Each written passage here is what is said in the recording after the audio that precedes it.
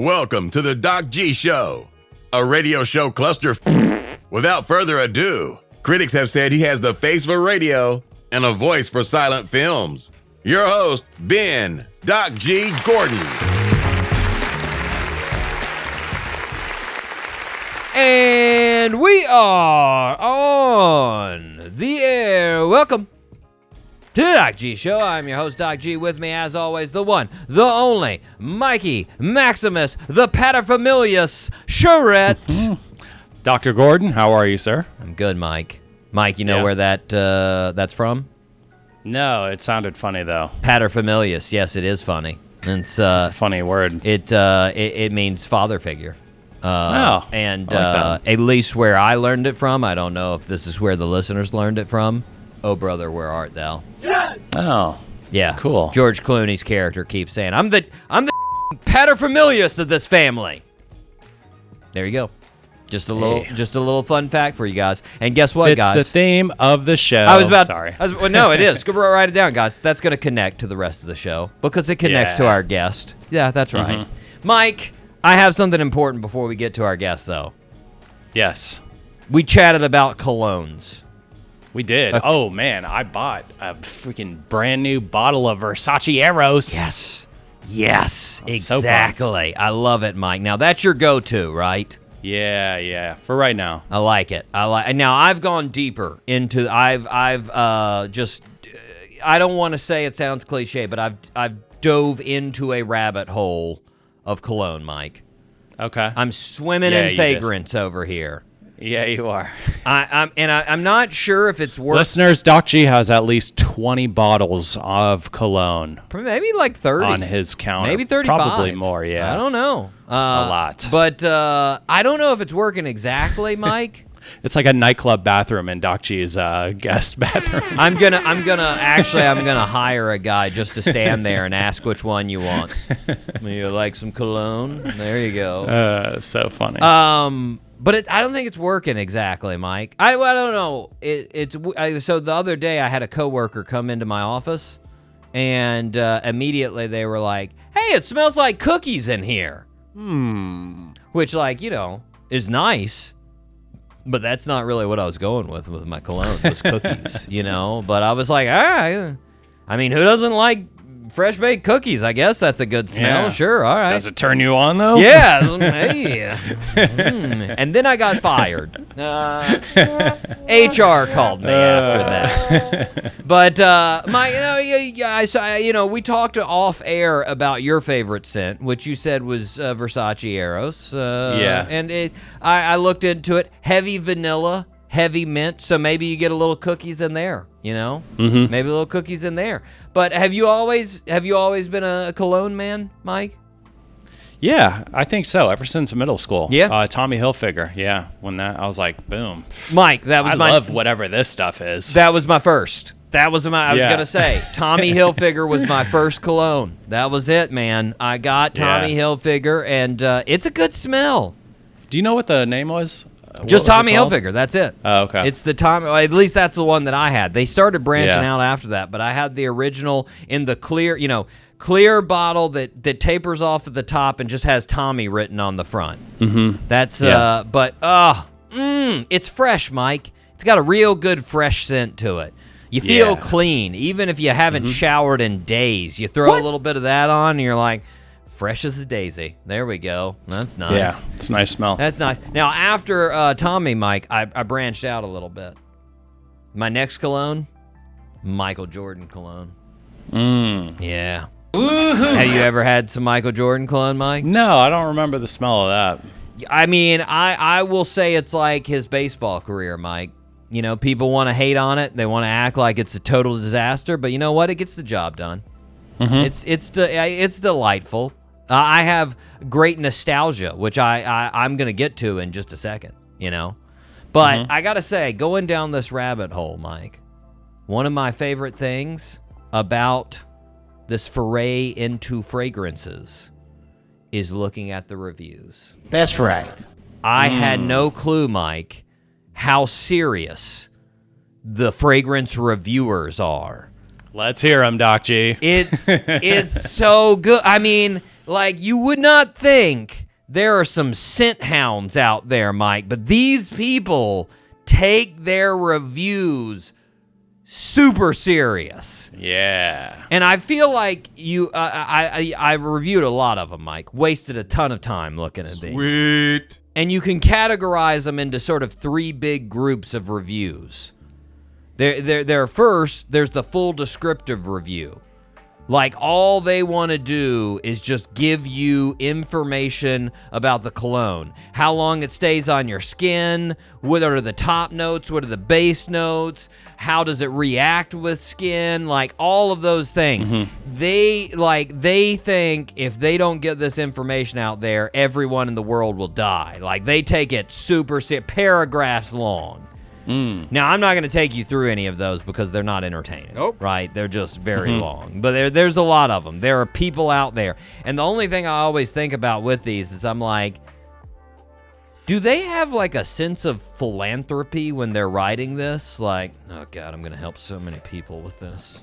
Yeah. I'm going to save their lives. When they figure out all of the ins and outs of this cologne, everything in their life will click. Like, I mean, I think so. I honestly do. I would believe like, so, yeah. They think it's very important, even though there's like, information from the actual maker that tells all of these exact things. So you're like, well, you could just go to the Versace website and just look at the information there. But whatever. But Mike, some of my favorite, without a doubt, reviews are where people have to point out that they've evolved past a scent.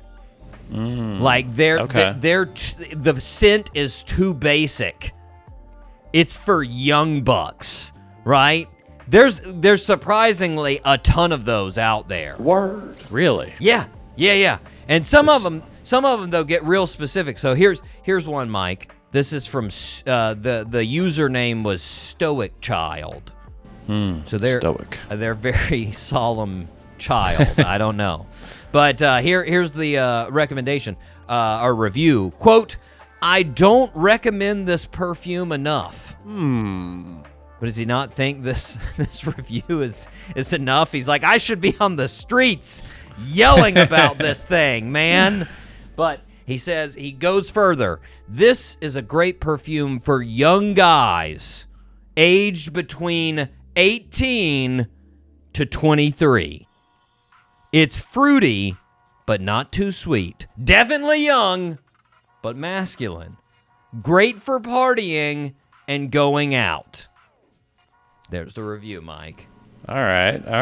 And I was like, do you think if a guy smelled this on another guy that was like 28, he'd be like, oh my God, what is that? This is for 18 to 23-year-olds. What the hell are you doing? Like, this is too young of a smell for you, sir. I don't think you age out of it, No. But I started thinking about that. I would like to see that graduate even further. Because, you don't really ever think of, like, seeing a 95-year-old dude just doused in cologne. I want to see an ancient dude just wearing a whole bunch of Tommy Hilfiger, Yeah. Like, that'd be nice. That'd be good. I want to see that happen. I want to befriend an old man and just cologne him up, Mike. That's a goal in life. But for sure. The last category, this is my favorite category, Mike, because we just did it. The last category is the reminiscer review, where they've got memories associated with the scent, and they want to take you down memory lane. It's pretty great. So best of times and the worst of times. I got really caught up in this, Mike, on the Michael Jordan cologne. There were several of them for the Mike, and of course, not surprisingly, they're pretty much our age in this in this category. So I'll give you. This is Kirk Wilson. Kirk Wilson says, quote, "This was my signature scent in my middle school years. LOL. Probably the second fragrance that I own behind Cool Water." I'm with you, Cool Kirk. Water. Yeah, I'm with you, Kirk. I already have a lot in common. Exactly. I remember in parentheses, it's been 30 years now, in 6th grade, all the girls would stop me and smell my shirt because they liked the scent. And now, here I am, still fishing for compliments in my 30s. Ha ha ha! End quote. Yes, Kirk. Yes. Although I gotta be honest, not to be too nitpicky, but I couldn't help but notice you said 30 years now in 6th grade. 6th grade, you'd be 13. That'd make you 43. And you said in my 30s, fishing for compliments. It's not mathin'. It's not mathin', Kirk. You're either older than your 30s or it hasn't been 30 years since 6th grade. You gotta... Did you round up? I'm guessing you rounded up for the 30 years since 6th grade. He didn't spend enough time on this review, Doc G. I mean, I appreciate the insight, but yeah, he didn't really. He didn't do the math. Think it through. He didn't do the math. Now, this one's pretty good, too. This is Mike Blankman also chimed in. Literally, the next review, Mike. Quote, the nostalgia factor is real with this fragrance. Takes me back to 8th grade. Riding my mongoose bike, in parentheses, with pegs. Oh, yeah. To my friend's house to drink some MD 2020. I felt so cool wearing this fragrance. It's a fresh, clean cheapie, best suited for the gym or running errands. Great value, in my opinion. End quote. Woohoo! Couple things, Mike. First off, getting risky with the underage drinking. Wow. Just putting it out there. MD 2020. What is that? He lost me on that one. Mad Dog 2020. It's a malt liquor. Mad Dog. Oh, yeah. Okay. Malt Mad liquor, Dog. Mike. All right. Just being a renegade 8th grader. What the you doing on that mongoose, sir? Okay. Seriously. Then with also, pegs. Also, I got to be honest. Yeah, maybe it's just me, Mike, but you don't wear cologne to the gym. Nope. What are you doing? You don't wear cologne to the gym. Yeah, I mean, at most you wear a heavy deodorant, right? You don't want to. All you want to do at the gym is be not offensive. That's what you're trying to do, right? Yeah. You're not. I can't stand when I'm in the gym and somebody's got some kind of massive cologne on over there. I'm like, oh God, you're gonna make me pass out in the middle of this rep, like. Yeah. Unnecessary. And too much. I'll be honest, Mike, I've seen it a lot in these reviews where people are like, this is a good gym cologne. I'm like, no colognes are good gym colognes. No. At most, it has worn off from the rest of your day. That's what you're exuding is just old cologne from the rest of the day. You're not putting on cologne in the parking lot. That's insane. Yeah, it is. Anyways, Mike, last review. Favorite review of the Michael Jordan cologne. Here it is. This is from Jacked Harlow. Nice wordplay there. Old Jacked Harlow says, Michael Jordan is the undisputed GOAT. Undefeated in the finals and in my nostrils. Crybaby LeBron could never have his own fragrance. If LeBron had his own fragrance, it would smell like tears and dirty socks. Michael Jordan got the crud kicked out of him and still became a champion. Meanwhile, LeBron had to quit the finals because the AC was broken. The first Space Jam is the Citizen Kane of my generation. Then LeBron had to go and ruin it. I have no idea what this cologne smells like. End quote. Bravo, Jack Harlow. Yes, Mike, it was not a reminisce sesh, but I got to be honest. I saw that when I was like, I immediately want to be friends with Jack Harlow. That was, I don't know who that guy is, but I want to be friends. He's serious. Mike, now that me and you were smelling like a bunch of 18 to 23-year-olds getting ready to hit the club, are you ready to fire up this show?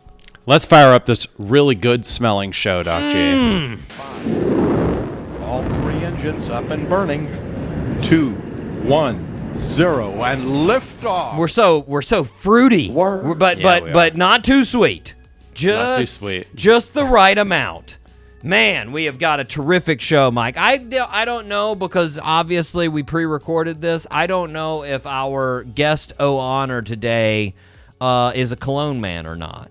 I'm gonna guess. He has 2 colognes. He alternates them, and it's a two spray kind of guy. Maybe a Stetson. Ooh, real old school. That's taking it back. Man, you feel like you're getting up on the horse with a little Stetson. Now, our guest of honor today, the one, the only legendary singer, Mr. Dan Tyminski. My goodness, Mike. Dan was part of Allison Kraus and Union Station, which, if you don't know, they were just a wrecking crew of awards and domination of charts, Mike. Allison Kraus, Union Station. While he was with Allison Kraus and Union Station, take a stab at how many Grammys he won, Mike. I don't know. 10? Close. 14. I was gonna say 14, Doc G, but I felt like that was crazy. It's crazy. It's crazy. 14, man. I mean, basically, you're getting in that level where only Beyonce and Jay-Z are topping you on Grammys. It's crazy. It's crazy. But, yeah. And like I mentioned, I think before on the show, but he's known by millions, Mike. Dan Tyminski is known. His voice is known. You either know him as the voice of George Clooney in Oh Brother, Where Art Thou? Or you know him as the guy in Avicii song, Hey Brother, which has been collectively streamed across all streaming services over 3 billion times. 3 Insane. billion times. My God. And let me tell you, listeners, this is an entertaining interview. You don't want to miss it. He's a fun guy. He's a fantastic guy. Real happy. He's going to be here at the very start of August in the Ponte Vedra Concert Hall. The first show since they've renovated. He is opening the new renovated Ponte Vedra. It's going to be fantastic. But first, he's coming on this show, and you're going to hear him in just a little bit. But Mike, we need to start where we start. Birthday suit. Happy birthday, Mr. President. Now, how confident am I on this one?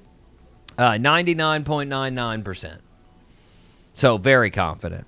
All right. Now, Mike, you're going to know it probably before I finish, but I'll just go ahead and go through everything, and then you can give me the answer.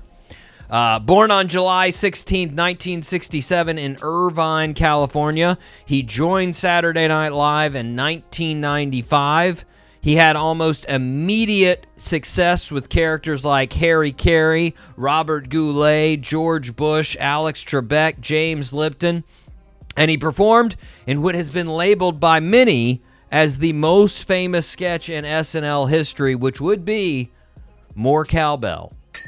He moved on to huge movies like Old School, Elf, Anchorman, Talladega Nights, Step Brothers, The Other Guys, many, many others. He has a Mark Twain Prize, and he has a star on the Hollywood Walk of Fame, one of the greatest improv comedians of all time. Name that birthday suit wearer.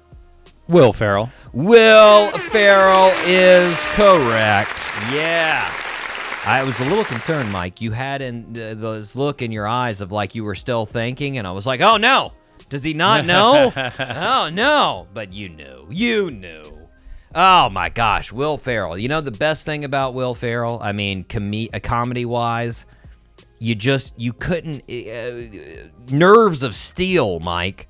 I don't know what was going on inside of him. Maybe he was, just falling apart inside, but like he just never seemed to worry about anything that was if a sketch was failing, he did not give a shit. He would just lean in harder into that failing sketch, like just love that. Like there's so many stories too of him. Like that's my favorite, like the confidence that he had on the last day that he was working at Saturday Night Live. He came into the writer room where, they were pitching all the new sketch ideas, and he brought an old school typewriter, like the real old school that makes the click, clack, click, clack, click, clack, click, clack, click, clack, and just like, and he acted like he was writing down all the ideas as everybody was going through them. Oh, that's interesting. Click, click, click, click, click, click, click, and just stayed in this character of note taker the entire time. And like no one, they're like, what the hell are you doing? But did not faze him. He just kept on going. And like, who's he doing it for? He doesn't give a shit. He thinks himself. Exactly. He thinks it's funny himself. And like, it just so impressive, man. The fact that he auditioned as a cat for Saturday Night Live, I mean, this is like the most important audition in any performer's life. Yeah. You don't get many opportunities to audition for Saturday Night Live. And he just improv'd as, it was a cat, right? Well, it was just a cat cat man. It was a Cat guy man. that acted like a cat. Like, so Okay, he was an office worker that would be like, hold my calls, and then all of a sudden he'd start playing with a ball of yarn, and then he would start gosh. But like, It's risky. And well, I will say, like, that's the thing with like most of those guys like Will, that were in the Groundlings first, or Upright Citizens Brigade, or Second City. They've done some of these things. He knew it killed. Yeah, exactly. And he knew knew, it killed. like, Yeah. and that's because I've heard from a bunch of those folks in interviews where, like, even though it's completely silent in the actual audition for SNL, they're super confident because they're like, I've seen this. I've nailed this 1,000 times. I know it's funny. Like, so Yeah. they just lay into it. But like, still, like you said, like anybody that does that, like that audition, that's tough, man. I mean, most guys do impressions. They do stand-up comedy. I haven't seen a ton of Saturday Night Live audition tapes, but watching Will Ferrell's, I was like, oh my gosh, that's risky. But hey, I've never thought about it from the standpoint of like, yeah, he's probably done this sketch before and it crushed. Yeah, So I he knows think what he's I think doing. it is harder. I think it is harder for the stand-ups going into that. Like you said, because like that's the wild thing about Saturday Night Live is they get these people from three very different sides of comedy. They get people from improv, they get people from just pure writing, and they get people from stand-up. And so you're getting all of these people potentially being actual players in the sketch, and yeah. The stand-ups, that's what they're used to. They're used to getting up there, having an audience, and playing off the audience and hearing the audience. And when you got just a silent room with people taking notes, it's like, all right, I guess that joke wasn't funny. Yeah. Like, even when you do know it's funny, like I was just saying with the improv, like improv people are a little bit more used to silence and people going, all right, what the are they doing? That's weird. Yeah, stand-up, you're like, all right, I didn't break you at all. I mean, America's Got Talent auditions, anytime I've ever done that, it's like, you get a little come smirk. on, just a smile. Yeah. Could you just look up from behind your laptop at me or something, please? But anyways, Mike, also side note before we move on Will Ferrell, ran a marathon in 3:56, 3 hours 56 minutes. Jeez. Which, listeners, if you don't know, pretty impressive. That's a good marathon right there. Like, you're talking about like in the range of like 9-ish minute mile, maybe a little bit faster for 26 miles. And Will Ferrell's not a small guy. That was in the Boston Marathon that he did that. 3:56. Oh, wow, yeah. That's massive. So props to Will Ferrell. But anyways, turning, let's see, what's he turning? Wow, 58. Turning 58 for Will. Happy birthday, Will. Mike, you ready to rip some headlines? Let's rip some headlines, Doc G. It's now time for Rip from the Headlines. Mike, let's start with a headline here from The Independent. Quote, scientists try and bring 12-foot-tall giant bird back from 600-year extinction. No. So apparently, Mike, this is a Texas-based company that is partially, this project is like apparently fully funded by Sir Peter Jackson. You know, old Peter Jackson? Mm-hmm. The Lord of dude the that- Rings. Yep. Directed Yeah. all the Lord of the Rings. Apparently, he's funding this, and it's Colossal Biosciences is the company, and they said they are trying to genetically engineer living birds, to resemble the extinct South Island giant moa. So, Mike, these were the same people that, of course, I'd say you probably saw the news that brought back the old dire wolf just a couple of months back. They brought back the wolves they talked about in Game of Thrones a bunch there. And Peter Jackson actually said, this was his quote, Mike. He said, quote, "The movies are my day job. The MOA are fun things that I get to do.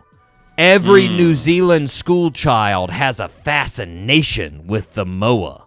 Word. And I was like, I read that quote. I was like, talk about somebody everybody can relate to. Am I right, Mike? Well, my day job is making billion-dollar movies. A boo. But when I'm not doing that, I get to genetically make extinct animals. Pretty awesome, right? Like, it's weird. Who does that, man? And I mean, I don't know. I guess it seems, I guess he can do whatever he wants to with his money. Like, that's fine. If you want to resurrect a bird, I guess. But, like, when I read the headline, Mike, I was like, that's the coolest thing you could bring back from extinction?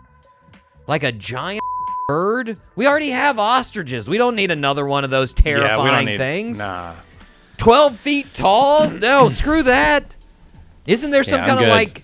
Isn't there some kind of panda we can bring back from extinction? Ooh, that, some pandas. Yeah, just find some kind of big fuzzy thing that it went extinct, you know? But I think we talked about that earlier on the show, Mike. Wasn't that a top three extinct animals?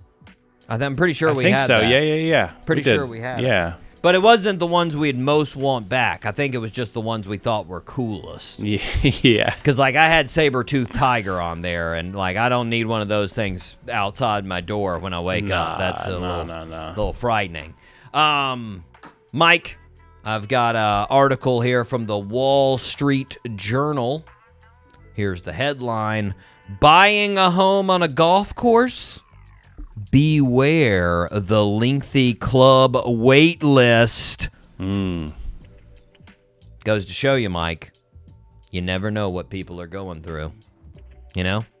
You think you have problems, and then you realize there's somebody out there trying to buy a house on a golf course, but they're on the wait list. Walk a mile in their shoes, Mike. That's tough. You know? God. Now you have these goals in life, and then you get put on a wait list. Exactly. All right? Yeah. Now, Mike, I tried to find out about this horrible wait list, but I couldn't get past Wall Street's paywall. So we'll assume it's just the biggest problem affecting all Americans today is trying to live on a golf course. So, Yeah, and you can't because of this stupid wait no. list. I got to be on. Would you want to live on a golf course, Mike? No. You need That to get was a hit in very the face strong with a no. golf ball. Why would you even want to do that? It depends on where, Mike. Like if I could get a house like behind where people tee off, and it's not like directly, in front of any other holes, I might think about it.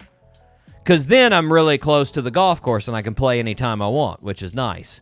And the other great thing is on a golf course, nobody's going to be there at night. It's always going to be nice and quiet. Yeah, you think. Some go-getters. Yo, well, you're calling the cops on those go-getters. That's what you're doing. That's true. Well, because let me tell you, one of the hobbies of people living on a golf course, Mike, is being. That's one of the hobbies. As soon as something goes wrong outside, you come out there like you're the effing FBI, ready to tear that. It's Anyways, I don't know. Now knowing about these wait lists, Mike, it's not for me. It's I'm not going to do it. I don't like being on wait lists. No, I can't take it. I've got one more headline here from Billboard. A lot of Billboard ones, though. Here's the last headline from Billboard. Bad Bunny named to hottest men of all time list with Tupac, Elvis, and more. Word. Mike, this list is from Harper's Bazaar, and it's the list of the 50 hottest men of all time, Mike. 50 out of all the men ever on Earth. Jeez. 50, Mike. Wow. That's 50 out of an estimated 117 billion people that have ever lived on Earth. That's, you have got to be full on sexy to make that list, Mike. Perfect symmetry. Oh All over, my God. everywhere. Sadly, I looked at the list, Mike. I wasn't on there. Maybe Not next even year. an honorable mention.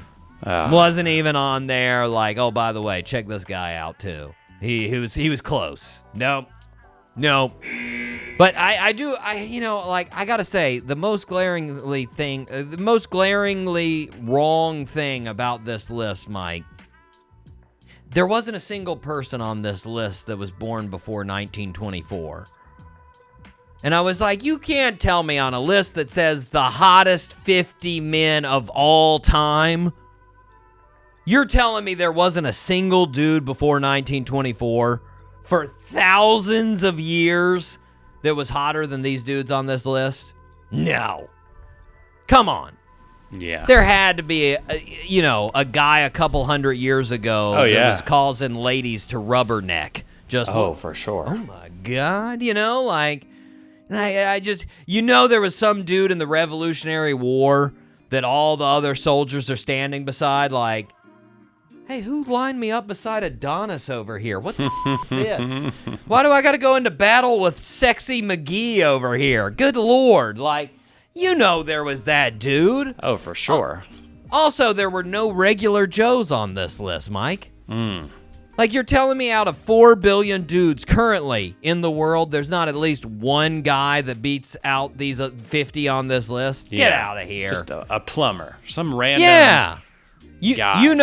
Right now, there's a guy in Lowe's, a plumber maybe, that you see in the plumbing section that you're like, I got to make a loop around and look at this guy again. I got to check. And you check him out, and then after you check him out for so long, you're like, do I tell my wife that just happened?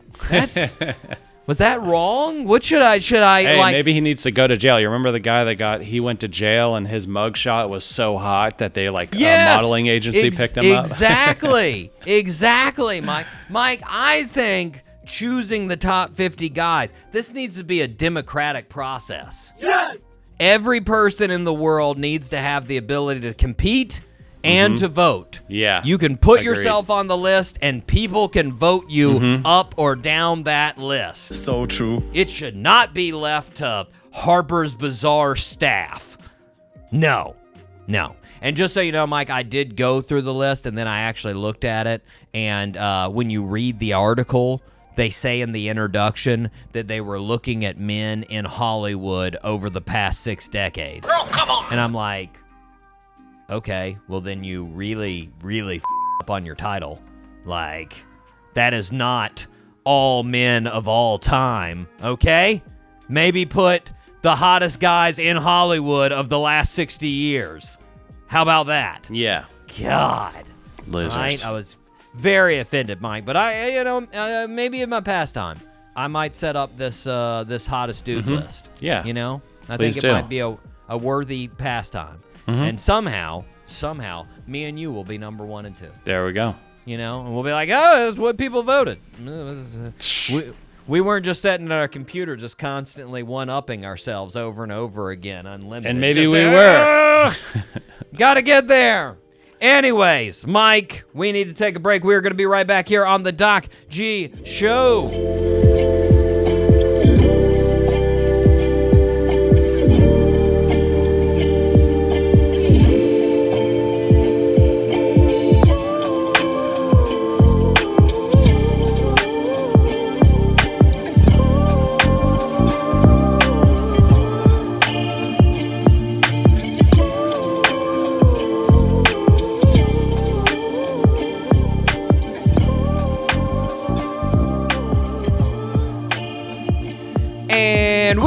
are back here on the Doc G Show. Spinnaker Radio, WSKRLP 95.5 FM in Jacksonville, Florida. Mike, what do the listeners need to do? Well, Doc G, if the listeners feel like our show is a positive way to waste their time, they should please subscribe to the show wherever they consume their podcasts. We're everywhere: YouTube, Spotify, SoundCloud, Apple Podcasts, Pandora, Sirius. Subscribe to the show, follow the show, whatever you can do to support the show. We would appreciate it. Yep. And listeners, if you are feeling extra generous, leave us a 5-star review. We would appreciate that. And Mike, I have some news. Not only did we have a couple of 5-stars, shout out to the new 5-star folks. We really appreciate it. Secondly, we had some comments, Mike, that were positive. That's good. We had some comments, Mike, too. I really appreciated this. We had a couple of comments where folks gave us suggestions of who I should interview. And so they put down some suggestions, some good comedians that they suggested, Mike, and I was really happy with it. They suggested comedians, that were reasonable. Of course. Like, they weren't like Dave Chappelle, Kevin Hart, Will Ferrell. I think you should have those guys on. And be like, yeah, I would like those guys on, but I don't. I actually thought you were going to sarcastically say, yeah, they were like, you know what? You should have Kevin Hart on the show. You should have Dane Cook on the show. Yeah, well, that's what I would expect. But luckily, they were actually serious. They were serious, like our level, who we've been getting, people that are very great comics that are making it through the world. You know what? And I want to let those commenters know I'm working on it, guys. That's right. I have sent out requests to all of the folks that you asked to be on the show. So, in a couple of weeks, if I get completely ghosted from these people, we will call them out on the show and say they never responded. Not my fault. So if you wanted to hear them, I tried, guys. I listened to you. I tried to get them on the show. The people that you asked were just being So, there you go. There you go. But we can't say that yet because you're not going to drop some names, Doc G? I will drop names when they either come on the show or they ghost me. Once we actually know the response, I'll give you the names. Gotcha. I'll give you the names. Anywho, Mike, we need to thank those folks that are giving us 5 stars, that are giving us the listens, the 5-star listeners here. Let me just queue up my list. Shout out to Winfield, West Virginia, Biloxi, Mississippi, Tulsa, Oklahoma, Peoria, Illinois, Katy, Texas, Toms River, New Jersey, Olive Branch, Mississippi, Richards, Texas, Asheville, North Carolina, Los Angeles, California, Spartanburg, South Carolina, Genoa, Italy, Athens, Georgia, Baton Rouge, Louisiana, Chicago, Illinois, Boynton, Virginia, Fort Lauderdale, Florida, Columbus, Ohio, Falkenstein, Germany, Jacksonville, Florida, Columbia, South Carolina, Radford, Virginia, Gainesville, Florida, Barcelona, Spain, Frankfurt, Germany, Fort Worth, Texas, Boardman, Oregon, Phoenix, Arizona, Anoka, Minnesota, Ashburn, Virginia, Piracai, Brazil, San Diego, California, and Dublin, Ireland. Ooh, nice, Doc G. That was good. It was good flow. I slowed it down a little bit. That was the thing. I slowed it down a little bit because I had to take 2 breaths in there because you guys are such a large group of listeners. Thank you. Thank you, regulars. We appreciate it. Mike, the 4-star listens. Here we go. First on the 4 stars, the old 305, Miami, Florida. Shout out to you guys. Clooney, Ireland. Shout out to you guys, suburb of Dublin there. St. George, Grenada. 2 weeks in a row getting those 4-star listens from Grenada. Grenada. Shout out to Ocala, Florida. The old Central Florida. Dallas, Texas. Shout out to you guys. Molheim, Germany. Molheim? One of those. Charleston, South Carolina. Shout out to you guys. Denver, Colorado. San Antonio, Texas. Portland, Oregon. Manchester, England. And lastly, Madison, Wisconsin. There we go, Mike. Mike, we need to waste no more time. We need to get to this interview with the one and only Dan Tyminski right here on the Doc G Show.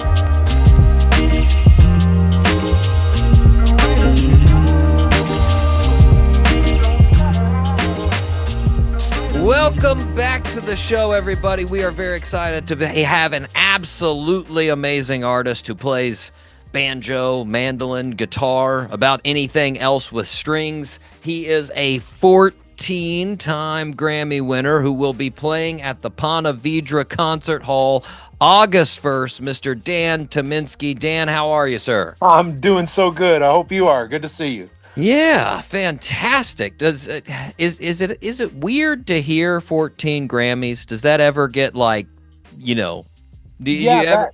That's never going to set all the way in. That doesn't seem real. I mean, the reality of that statement is that I have kept enormously good company throughout my career, and it's led to some trophies. But yeah, that'll never sound normal to me. That's some fantastic trophies, man. That's fantastic. Well, now, you've got a good amount of shows this year, including the one coming here. And I think a lot of folks, some folks may be just realizing that you are you're completely solo now. So completely solo now, and this has been the challenge to try to figure out who Dan Tyminski actually is, because it's one of those things where my name has been behind an artist for so many years that I'm finding a lot of people, even people that are coming to my shows.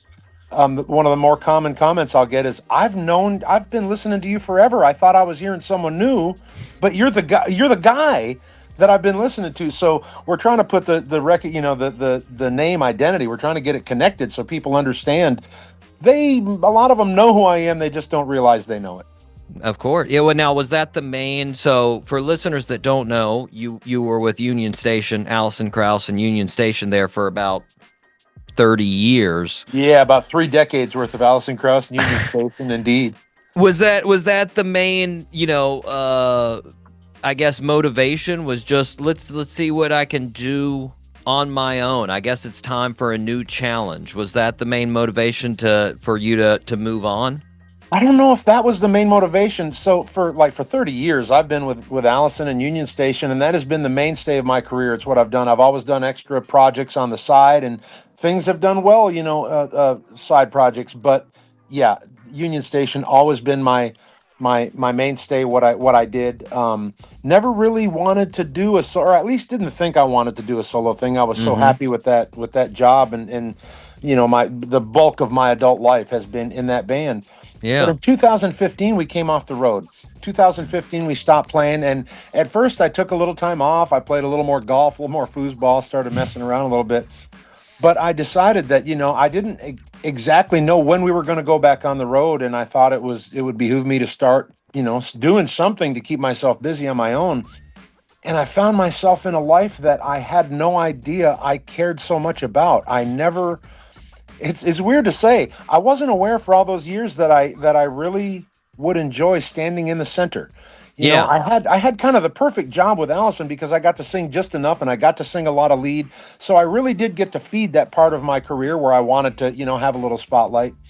But it's a whole different thing when you're running the band and you're picking the songs and you get to steer, and you find yourself all of a sudden in that scary position where everything matters. Every decision, it feels like is so exciting, and there's so much weight on it. And I don't know how to explain it, but it felt like I was starting over again when I put my band together. And I found myself with a love affair of running a band that I never thought I had it in me. I mean, I've been on record saying forever I was built to be a part of Allison and Union Station, and I do believe that has been true all those years. But I grew into something different in our time off, and now that I've got the band up and going, it's nothing I'm willing to let go of. I love the people I'm playing with and what I do. I mean, I still love everyone in Union Station. They're the most amazing bunch of people and talented band you will ever get to hear or be a part of or see or whatever. But I've grown into something a little different, and I'm going to take this at this point in my life and ride it as hard as I can go. I'm having the best time I've ever had.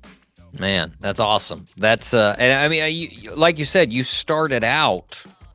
I mean, I feel like most Bluegrass fans, which of course you started out Bluegrass fan, you don't really see yourself as a solo artist ever. It's hard to see yourself as a solo artist in Bluegrass. Man, when you grow up in your bedroom playing a banjo, to yourself in a mirror, it's hard to even see yourself on a stage, let alone, in the center of the stage. So there was a learning process, my whole career, and I'm still in it, but my whole career has been a learning process of how to translate all that time you spend in your bedroom, learning your craft into presenting it to someone, which I think is what a lot of musicians don't necessarily pay enough attention to. It's one thing to be able to play great.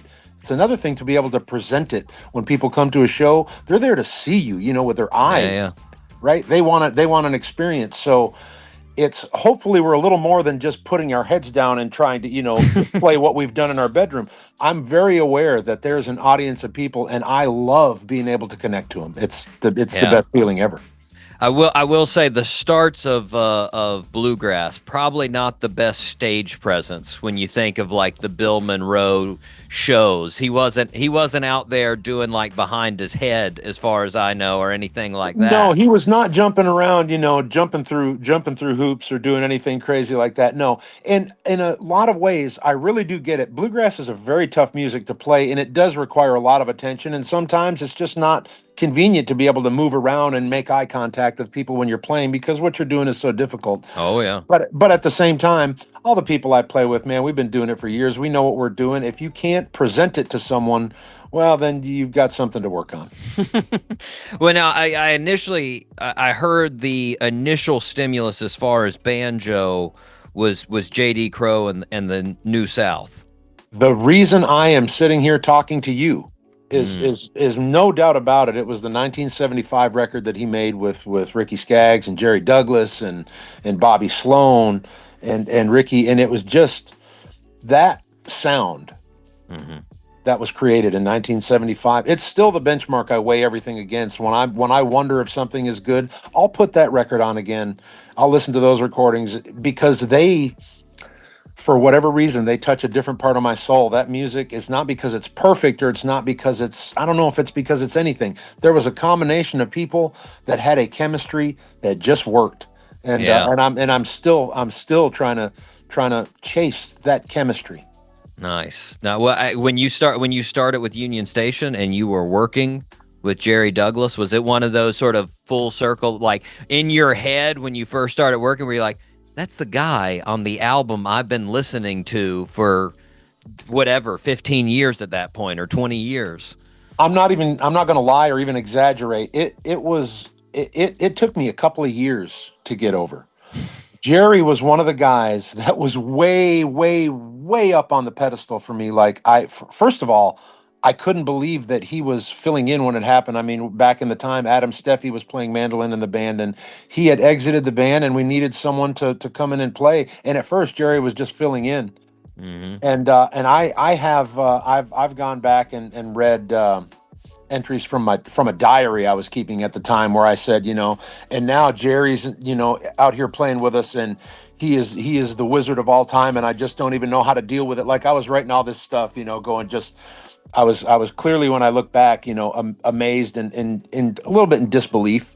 Yeah. And then after a couple of years, after we played the first year, Jerry made it known that he would like to, if we wanted, that he would join the band, and we would go on and just play in that configuration. And boy, once we got used to that, that was really when it took off. I mean, it was just, I don't know how to put into words what his playing has meant to me through my career. He has changed the instrument for the world, and to get to play with Jerry was an amazing. But I felt like that about everyone else in the band. I just didn't spend that much time, bowing to the others as I had Jerry. Jerry, I spent a lifetime, oohing and ahhing over the stuff he does, and he's the best. What can you say?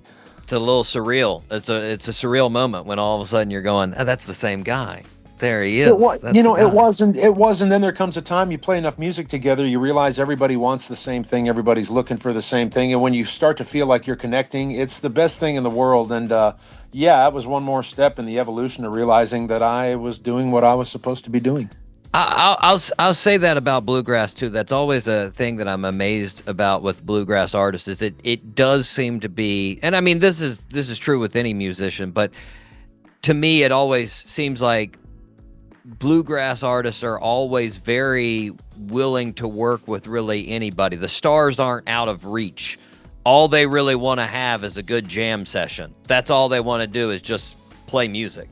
It's kind of the beauty of that music. It's what I think, it's what gets most people into bluegrass music, is the opportunity to be able to just jam with someone that easily.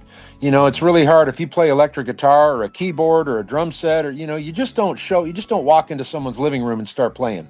And in the bluegrass community, it's so easy to bust them out and just start picking wherever you are. I mean, I've done it in parking lots and on park benches and in the weirdest places. You know, if you have an instrument there, it's like, you know what, let's pick. And you can do that in bluegrass music. It's one of the beauties of this music. Yeah. Well, now the first band you were in, Green Mountain Bluegrass, which was with your brother. You have some information on. Yeah, my first band was with my brother, my older brother Stan, and I was a banjo player. And of course, because I heard that J.D. Crowe record in 1975, when I was 12, I told my parents I wanted a banjo. And I got a banjo for my 13th birthday, and I never looked back, man. Started a band with my brother, and we played for about 5 years until I ultimately moved to Virginia and started trying to make my living at it. Yeah, well, I mean, so you moved to Virginia, of course, but because of the Lonesome River Band. I did. I thought I was joining the Lonesome River Band as a banjo player. You know, at the time they said, you know, so they had called and said that someone had just left, and I was very excited. And by the time I got there, I was informed they needed a banjo and a mandolin player, which I also played some mandolin. And Tim Austin, who was leading the band at the time, he was very adamant that he wanted the emphasis to be on my singing, and that mandolin would make a better choice, would just be a better instrument to sing with than a banjo. Now, I didn't necessarily agree with it, but I was, as you said a minute ago, you're willing to do anything when you play that music. You just want to pick. You don't care. I didn't care. Yeah. So I said, sure, I'll play the mandolin, and I played the mandolin for about 5 years in that band. Thinking I was going to be a banjo player. And then I wanted to be the banjo player for Allison Kraus and Union Station. And when that job was filled by Ron Block, I remember where I was sitting, like people remember where they were when like Kennedy was shot. Like it was I remember the phone rang and I said hello, and I got the news from a friend of mine who had said, guess who Allison just hired for banjo? And in my mind, I was thinking, wait, did I get the job? Me? Right? And she said Ron Block, and I remember I was just deflated, right? Yeah. Because I thought, there goes my chance, you know, to ever be in that band, right? And I had no idea that a year or two later she was going to ask me to take the guitar job, which blew my mind. Well, I mean, talking about that, well, two things about that. One, I want to come back to the old singing for the Lonesome River Band, but also I mean, I might be overthinking it again as a guy that doesn't play multiple string instruments. I know there's a lot of carryover, but like, you know, I mean, when you got the job from Union Station, you hadn't really ever played like guitar performances. No. I took up the guitar when I joined the band. I mean, that was the first thing I said when she asked me if I wanted to. I remember the date. It was April 25th, way back, early 90s. And she said, would you like to, you know, Tim Stafford has just, you know, said that he's out. Do you want the guitar job? And I said yes. And then immediately said yes, but then I had to think about it that, you know. I don't know how to play that. Hold on a second. I didn't play guitar. You know, that was the thing. Now, here's what I will say. There is a lot of carryover. I had calluses on my fingers, right, from playing a mandolin. I knew how to hold a flat pick. I knew how to pick the strings right. It wasn't as big of a transition as people have made it seem like it was. I mean, yes, guitar was a new instrument at that time, but I knew a couple of chords on the guitar, and I could play it a little bit, right? Enough to hold it and, you know, play a song or two. So yes, but the truth is I took up guitar when I joined Allison, and I spent that first, you know, several months. I mean, I didn't have a guitar. I borrowed a guitar from Ron Block, I remember, and I sat in the trailer I was living in, and I just played those songs over and over again. And I've always been kind of a nitpicker for never trying to play the most amount of licks, but trying to play the licks that I could play as good as they could be played. I was very, you know, detail oriented. So yeah, I sat in the woodshed for months and months before I felt at all comfortable playing in that setting.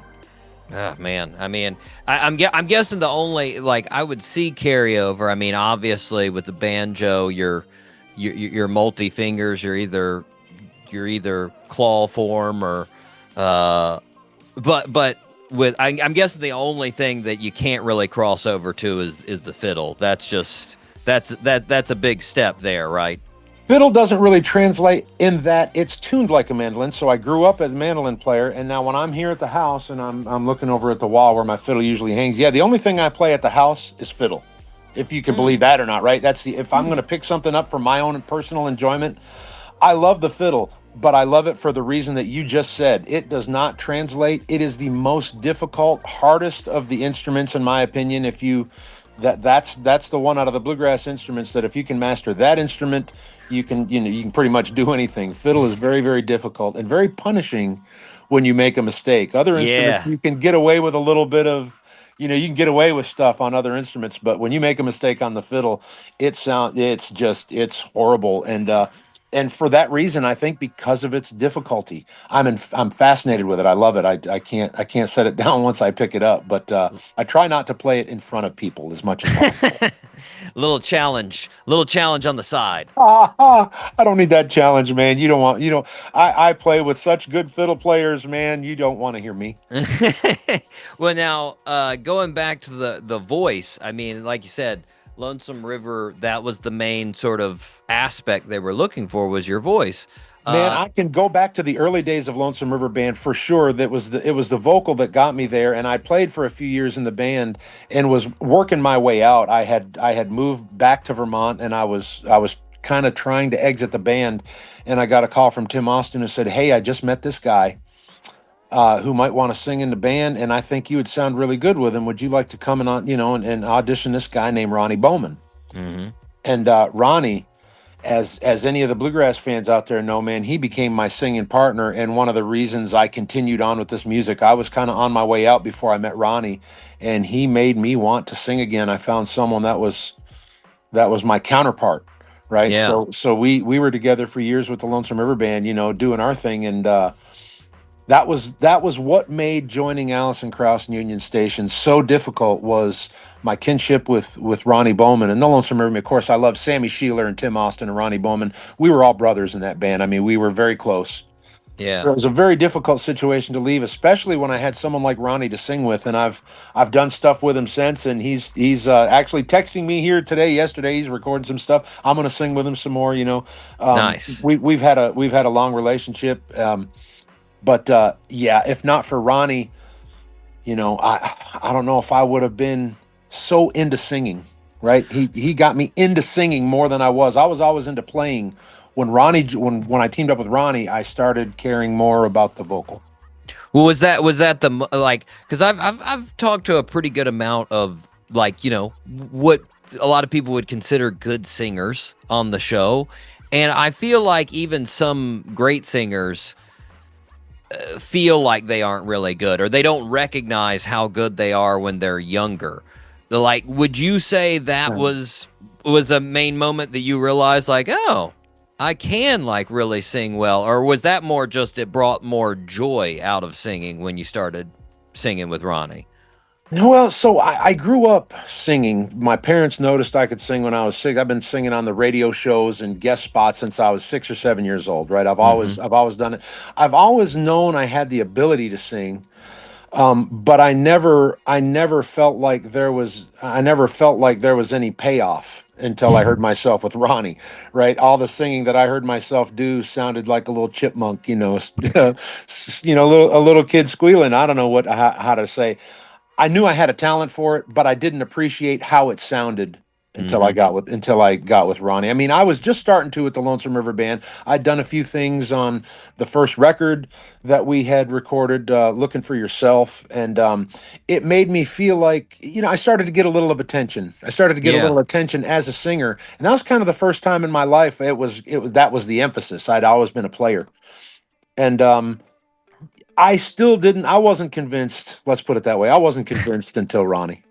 Nice. Well, I mean, you mentioned it a little bit earlier as far as you alluded to it when you were talking about the solo career, but I constantly think about this when I think about your voice.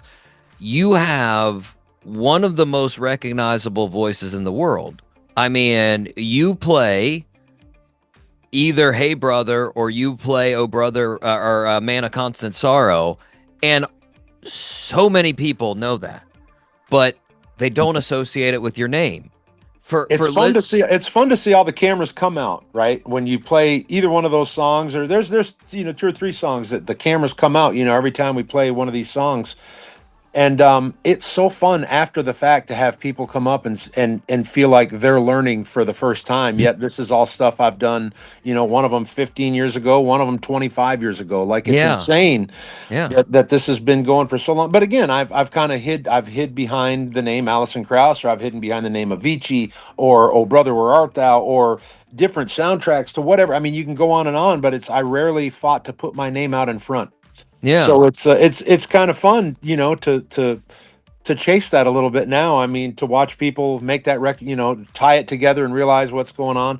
And we're seeing our crowds grow, and we're seeing people bringing other people, and it's the most fantastic. And now, make no mistake, I loved what I did with Allison Kraus and Union Station. And they're out touring this year, and they've got a string of sold out shows and big. I mean, it's amazing, but it's all built in. Like, what you're going to get. It's secure. You're walking to a sold out show, and what songs they're going to play. It's this, it's the mystery, the fascination of being able to walk onto a stage and not know what's about to happen. Yeah. There's a place that I cannot emphasize how much I love living in this space where everything is new and everything is, I mean, I don't walk on stage with a set list. I don't know what I'm going to play until I walk on. I mean, I know what the first 2 songs are, and then I know I'm going to play Man of Constant Sorrow. I know I'm going to play Hey Brother, and I know I'm going to play The Boy Who Wouldn't Hoe Corn, right? Yeah. So I know there's 3 songs, and I know the first 2. And then I look at the audience, and I try to feel them. Mm-hmm. What are they here for? Like, what do they want? What gets them the most hype?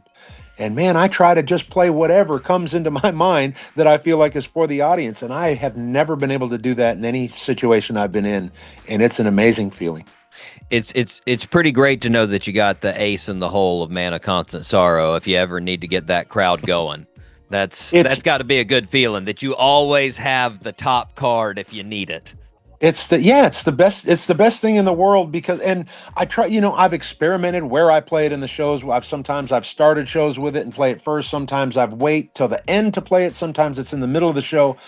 And it's to be able to have such a weapon. I mean, I'm going to call that song my weapon, because it's one of those songs. I mean, it's, that not a lot of people can say, they've got this song that I can't count the people have come up with. My favorite song of all time. That's a weird thing to hear from people when I consider the amount of music in this world and the amount of great music. I don't even know how to process it, except that I'm aware of it. I'm aware that it means something to people, right? And that means it has power to me. So I want to use that song in the best possible way, because it makes people happy. I mean, at the end of the day, I get up there because I want to put smiles on faces. I do. I want people to love what they hear, what they see. I want to make smiles. And man, what an opportunity to have a song like that can just make them for you. Absolutely. Well, now I've heard you talk about it before on Man of Constant Sorrow.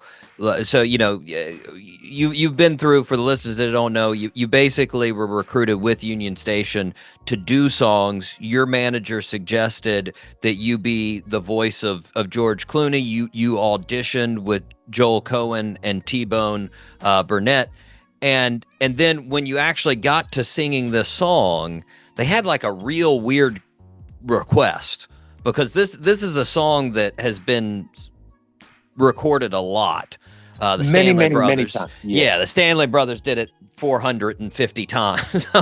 But like they told you, as I heard you say one time, they told you that you are singing it as if you're hungry, you just sold your soul to the devil, and you just stole a chicken, which is a really that's a real bizarre instruction. Like, when they asked you that, were you like, what? What does that mean? Well, that whole process, I'm just going to say, that whole process kind of opened up a new chapter in my life and how I attacked a song from that point forward. I looked at songs differently, because I never had anyone come up to me and say, this is what's happening while this song is going on. There's a visual. There was a visual put into my mind. They said, first of all, you're singing with a purpose. You're hungry. You're hungry. You get to eat. Yeah. right? If you do this, you here's the situation. You've just sold your soul to the devils for this guitar prowess, right? So your fingers are flying and you're hungry. And right before I was kicking up, they said, now you just stole a chicken. So, and I'm in my mind, I'm thinking, how do you play if you're a chicken thief? Like it was so strange, right? Does that make you worse? Is the chicken hitting me while I'm playing? What's going on here? Well, through all of the first of this, someone else was playing guitar. I was just singing. I kept hearing this description, right? I kept hearing this description over and over again, and someone else was playing the guitar, and they were like, no, let's try it different. And finally, I just said, can I see the guitar for a second? And I grabbed the guitar, and I tuned the strings down. I did that drop D thing, and I tuned it down. It was a little bit out of tune, and I started in what I saw in my mind of what they were describing, right? And they all stood up, and they said, That's it. That's what we're looking for. Yes. And then they asked me the question I've never been asked at this point, but I should have been able. They said, can you play and sing at the same time? I have to ask myself, I wasn't sure, right? I've been doing it now for forever, right? That's all I do for a living is play and sing at the same time. And now I had to ask myself, I said, I don't know, right? And they said, well, maybe. Maybe. And they said, well, if they said that works, if that's something you can do, let's try it. So anyway, I did a completely different version of that song. I mean, even what I auditioned with the only thing I knew, a Stanley Brothers version that was faster and higher and bluegrassier and just totally different sounding version. And then, T-Bone Burnett's genius was, enter T-Bone Burnett and Joel and Ethan Cohen, and they had a vision for what it needed to be. That song was designed to be a hit song. It was designed to play outside of the movie. I didn't know this at the time, but there was a lot of intention in how that went down, and it made me see songs differently from that point forward. I always grab onto a visual now when I'm singing. I almost can't sing unless I see it playing in my head. Well, now, I mean, you mentioned, it was designed that way and whatnot. I mean, a lot of times when artists write a great song or perform a great song, they have a hunch it's a good one. Like when you finished recording Man of Constant Sorrow, were you like, wow, that is going to be a big impact song? Or were you just like, well, that's good?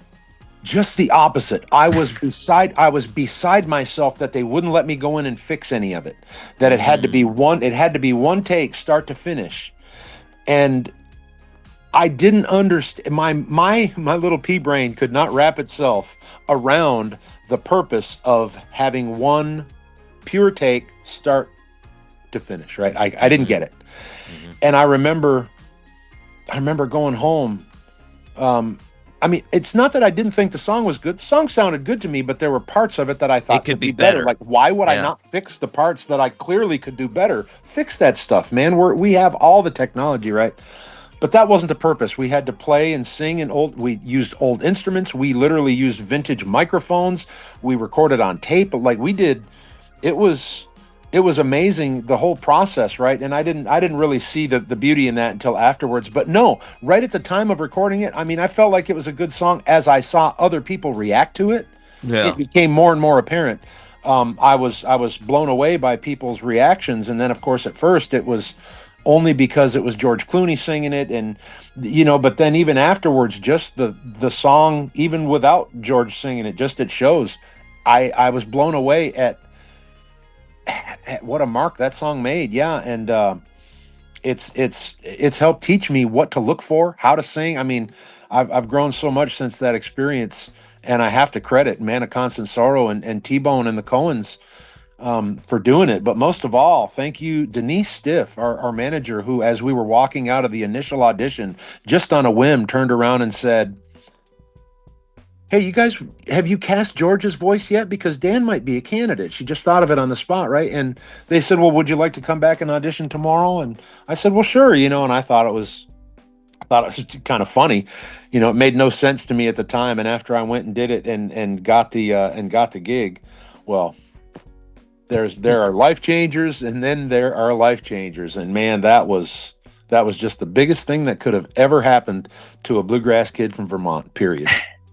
Well, now I've heard you talk about it before, and George attempting to play it, George Clooney attempting to sing it, and you've said he's a great singer, and I don't doubt it. It's one of those annoying things. He's great looking, he's great acting, he's great singer, he's got it all. He's a humble man, and I've heard him describe that he could not do the part. He said he wasn't the singer, and I've heard him say this a couple times. I'm calling BS. He can sing. I'm calling it BS. George, if you're watching this, BS. I was there. I played it with you. I know you can sing. It was a day off, right? So, and what happened was he played it a little ways through, and he messed up the words, and he said, "Well, let me start it again." And he started it again, and he again, it had to be one take all the way Yeah. through. There were no fixes. So as something went wrong, we had to start it fresh every time. Mhm. Well, after a few takes, he took his headphones off, and I think he was also looking in the control room, and he didn't see anyone, like doing, shaking pom poms Raving. or whatever. Yeah. Right. So he just decided, let's not waste any time here. We've already got a take. And he came out, and when he walked out, I'll never forget this because I was crushed. Because in my mind, the big opportunity was to record it with George Clooney, right? Yeah. Not as George Clooney. Yeah. Well, he came out and he stuck his hand out and he said, "This is a day off. I don't know what I'm doing in here." And he stuck his hand out and he said, "I'll tell you what, I'll act, you sing." And he shook my hand, and I was crushed, and I thought to myself, this could have been the biggest thing ever. And now all this weirdness, I've got to hear my voice coming. Like, it was just so strange. And then you got to skip ahead, a year or two down the road. Had I sang that with George Clooney, had I recorded it with George Clooney, I would have been the proudest man in the world, and I would have made my session fee. I would have made, I think, $360, and it would have been amazing, right? And I would have bragged to everybody as I spent that $360. I made this playing with George Clooney, right?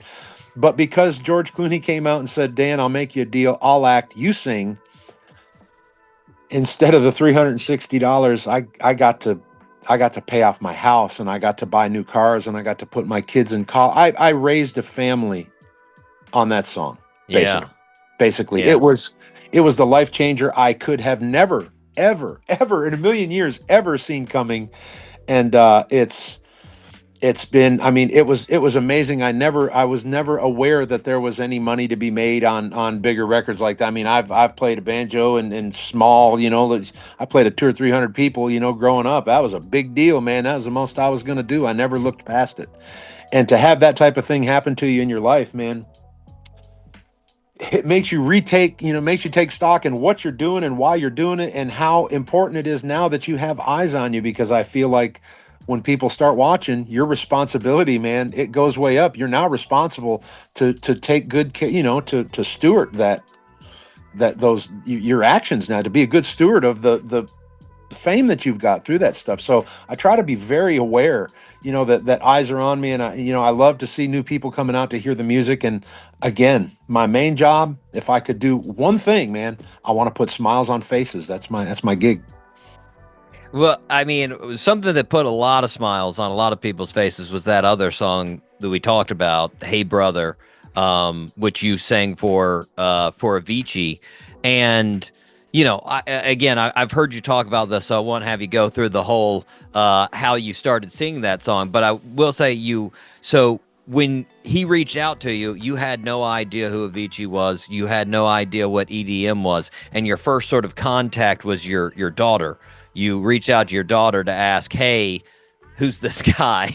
And Well, I needed someone who knew music enough to know who it was, right? I wanted a quick response because I was, on a chain text that I was trying to, I was talking back and forth through my assistant. Yeah. And yeah, she blew my mind when I asked her. I said, "Do you know who Avicii is?" She said, "Well, he's a Swedish DJ. He's a genius. He's my favorite artist. Why?" I said, "He wants me to do a song on his record." And if you've heard the story, she texted one word back. I saw the bubbles come up, and her one word was, she said, BS. I won't say, I don't know if we can swear on the show, but she said BS. and I was like, "You're kidding." And then, of course, my phone rang, and it was her, and she was like, "Are you kidding? He's the biggest artist in the world. Oh my God, how do you not know who he is? If this is a real offer and you don't do it, I'm out." Like, she said, "I'm out." I was like, "You're not even live with me. Like, I'm not paying your bills. What do you mean you're out?" She said, and I'll never forget this, her tone. She said, "Try me."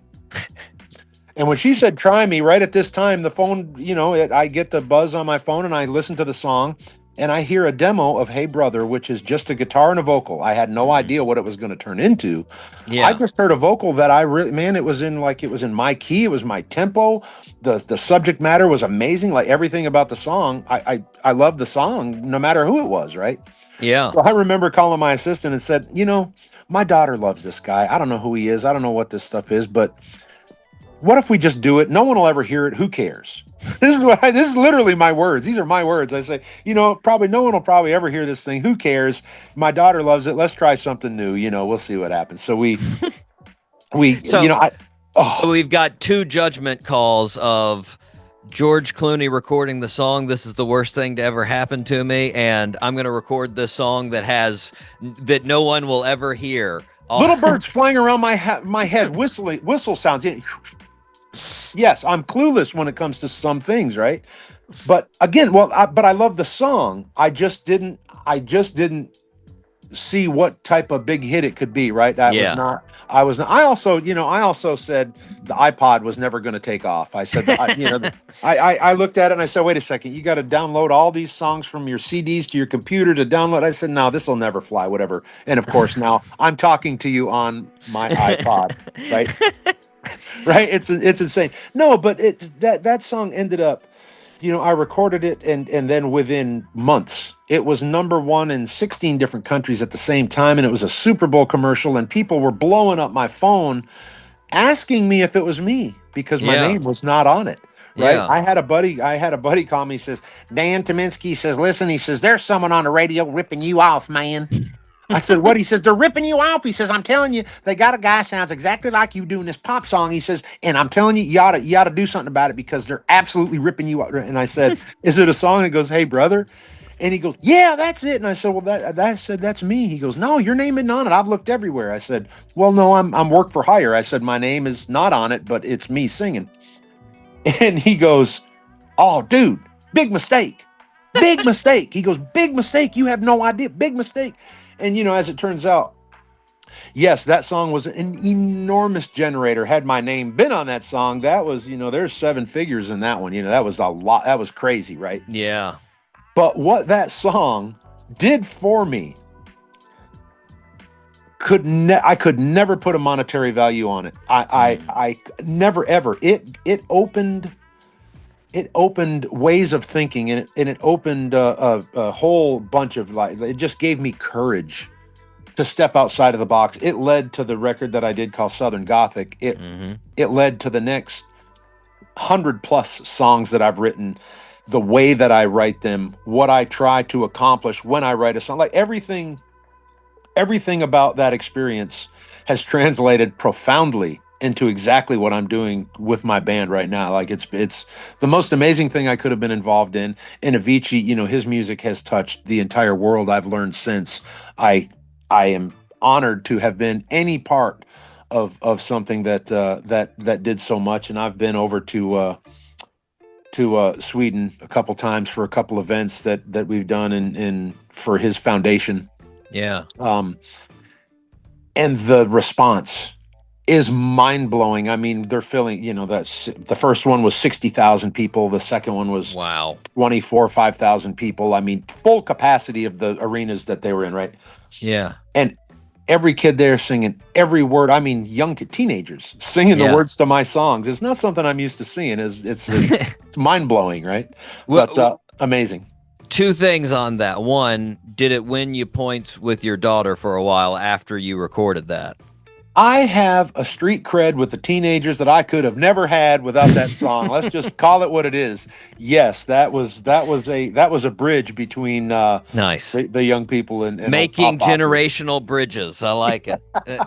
Right? And now the other thing would be, you mentioned with the concerts in Sweden, but I mean, you played the Ultra Music Festival with Avicii back in 2013.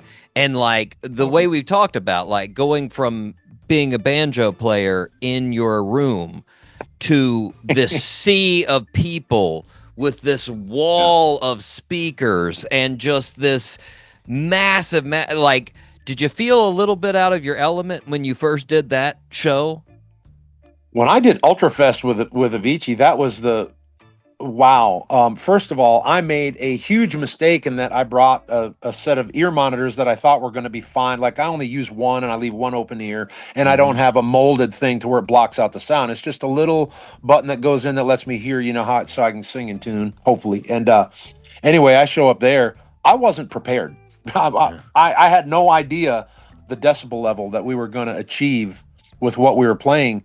And essentially, when that song started, if anyone was there to see it, first of all, I took my other ear and I put that in, and then I took them both out, and then I was going back and forth. I was like, I literally could not hear my voice at all. And I sang that song. I don't know what key I sang that song in. Chances are it was probably horrible, but I was so taken with the sea of young people like jumping up and down, and some of them were booing, like some of them weren't into it, like some of them were at Avicii for having vocals and having live people in his right. They were used to a certain thing. So some people were jumping up and down, loving it. Some people were booing.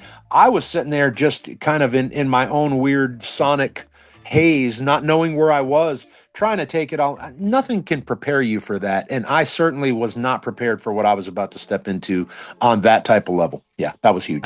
Thinking about, it's a whole different ball game from a bluegrass festival to Ultra Fest. That's I'm guessing you don't even do you wear like at like smaller bluegrass festivals? You don't even need to wear like an inner ear, do you? No, I wear ears on every show. Yes, okay. I wear the ears. It's one of those things that you can only kind of play as good as you can hear, and you really have no control over the speakers and the one blowing at your microphones. The in-ear systems that we have nowadays, really, almost everyone uses them, and there's a reason they just really work well. But you have to have the right tool for the right job, and I brought the very wrong tool for the job I was trying to accomplish, at Ultrafest. And when I told people I was going to play Ultrafest, first of all, they were looking at me. They said, "No, what do you mean? Not Ultrafest?" They were like, "What are you really playing? Are you lost? That's not no." They mean you're playing in the town Ultrafest. You're going to Miami. Like, what is going? Yeah, people couldn't even process that I was going to play Ultrafest, and I didn't know what it was. So as they were freaking out to me, I'm saying, it's another festival. Yeah. Right, another festival until I got there. And then of course, as we pull up close, I can hear the and it was like one long song for the whole weekend. I mean, every song was a very similar tempo and a very similar thing. And I didn't realize that I was right in the middle of that stuff. And, looking back, one of the bigger songs, and it's just, it's still, when I play this song live, I always try to get some eye contact. I'll look for the young people who just seem like they don't. And I can watch people freak out every show right in front of me. It's the coolest thing ever to watch someone go, wait, what? And then they scramble, and then out comes the phone, and they're like this. And the whole time they're filming, they're talking to the person next to them, going, "This is the guy. This is the guy." Right? It is amazing to see what kind of just to see something have that effect. It's awesome. And again, I try to be aware of it and use it for those smiles, The real-time recognition. Well, I mean, so the most recent album that you did a live album at the Ryman, the Mother Church. I mean, obviously it's you've played there hundreds of times. What's it like recording an album there? High stress. High stress, only because I knew how important it was. When I first booked that Ryman show, there was no plans of a record. I mean, I was doing the show; it was on the books for a while, and I was at a cigar shop talking with one of my buddies. And he was mentioning, about the Ryman show and whatever. And I said, the opportunity to play the Ryman is magnificent. I said, the only thing that could make it better, I said, if I could turn it into a record, I said, listen, if I had the money, I said, I would record a record there because it's such a cool gig. Yeah. And my friend Joe says, well, what if I could make that happen? And I didn't really know how to even process that. I said, what do you mean? He says, sometimes I like to help people. He said, what are you actually talking about? And at this point, when I realized he was serious, I just said, listen, here's my manager's number. I'm out. I can't. I don't even. I know nothing about what you're. About the business side of this. I said I know how to play music and a little more. I said let me let you talk to someone who can. And I gave him the number to my manager, and then I gave my manager his number, and they called. And the next thing you know, my guy calls me and says, "Hey, your buddy's going to fund this record. We've got a deal, so now it's a live record." Now, it was no big deal. I was playing the Ryman and excited about it and happy and just nothing. Now we're doing a record, and I was freaked out. And now I'm thinking, well, the last time I did a live record, we were fortunate enough to be able to record 2 consecutive days so we could have multiple choices. We could team it together, right? We wore the same clothes for 2 shows so that it looked like it was all all I know is we're right back in Oh Brother days, man. I get one shot. We're playing this set, and if I make mistakes, I make mistakes. Now, in my mind, I was thinking, if I really botch a song or something goes bad, I'll just do that song again and explain to the audience, we have to do this one again because of the record, right?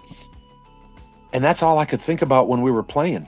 I was like, you know what? I'm not doing this song twice, no matter what happens. Well, no, this is me, stubborn. This is stubborn Dan talking to even more stubborn Dan on the inside, right? Going, I'm not doing this song twice, no matter what happens. And the whole time I'm thinking, now we got 2 microphones in front of my face for the recording, right? But I think it was just to make me more nervous and make me remember that I was actually recording a live record because I got 2 microphones on me, and all I can think of is, don't mess up, don't mess up, don't mess up, don't mess up, don't mess. Right? It was a horrible, horrible mindset to play through there. Now, I'm going to say that was kind of lasted through the first 2 or 3 songs. Yeah. Okay. Yeah. Then once you start playing, and again, it's all about the people. Once you start playing in the show and you're looking at the people and you start connecting, and all of a sudden, my reality kind of came back around to what I was used to, and the rest of the show kind of went by great. And then when I listened to it after the fact and I was only saddened that I couldn't put more on the LP because we wanted it to be on vinyl. Mm-hmm. And on vinyl, you're limited. You have a time. There was a lot more to the show than made the vinyl, and there was a lot more that could have made the vinyl if the vinyl was longer. It turned out great. The musicians, my band, everybody was spot on. I couldn't have been happier. Neil Capolino recorded it, did a phenomenal job. Everything. I had no reason to be as scared as I was. Is the what I'm trying to get to? It was very stressful because I was so aware that it was such a big deal to me. Right, I was so aware of what a big deal it was that it kind of it put maybe a little more stress than I needed. But when it was all said and done, I was thrilled with how it came out. I was thrilled with how my guys and gals played. And I got through the stuff I needed to get through. So, I was relieved. It was a big sigh of relief. And then of course it got nominated for a Grammy, and it did, I'm hearing it pop up in obscure places. I've heard it pop up on a TV show here I was watching a little while ago. Anyway, it's nice to see, you do something like that it means something to someone else. That's the biggest thing for me. Absolutely. Now I'm guessing, on that one take, doing songs one take, nobody told you before that you just stole a chicken. I'm guessing that didn't happen on. No, but I can't get that out of my head now. I have now for the rest of my life, forever, just stole a chicken. That's the energy we need. We need that good chicken energy, man. The good steal a chicken energy. Well, the last studio album was God-Fearing Heathen. Yes. That was in 2023. I think I have the obligatory question of, are we working on new studio material? So, yeah. From this point forward, I can't imagine a point in my life where I'm not going to have songs that I'm anxious to record. Nice. So there's always stuff anxious to record. I don't have any dates set in. Like, we're getting really busy. Like, we all have home lives, but we're traveling a bunch and we're trying to keep it all together. But yes, I don't know if the next project, I don't think, if I'm going to be honest, I don't think reality will allow me to let a studio album, a full-on studio record, a full-length project, be my next thing. I think it would take too long to actually release it. So the plan I'm at least rolling through my head is I have about 6 songs, but I have 2 or 3 that I would really like to get out there sooner rather than later. So I'm going to go in with my band, and we're going to work on 2 or 3 songs to make sure there's some new music to release. and then we'll see how the next. I mean, there will always be another studio record, full length record, but I want to get music out sooner than that will let me do it. So we're going to put some stuff out and then look for a studio record. People love the singles. They love that it's a singles game on the streaming. So I have a couple that I'm really excited about, and I have a couple new members in my band. It's always sad to see members go, but it's amazing to when you see how things unfold when the new people come in, and I just couldn't be any happier with the music we're playing, the stuff we're doing, and like I said, couple new songs that I'm going to go in with the band, and you're going to get to hear the new guys and some of the old guys and gals, and hopefully you're going to like the new stuff. I'm pumped for the new songs. Nice. Well, like I said at the start, you're coming down to Ponte Vedra August 1st. Absolutely. It's a big deal. It's the first show since the concert hall has been renovated. I don't know if you knew that. Yeah, no, we're kicking off the newly renovated concert hall, which has us exciting, which means everything's going to be spotless, man. It's going to be like we're breaking in a new. I can't say I've ever done that. I've never been the first person at a place like that. You're planting a flag. It's going to be fantastic. Ooh, I'll bring a flag. There we go. Well, now I noticed, and you mentioned before, bit of a golfer.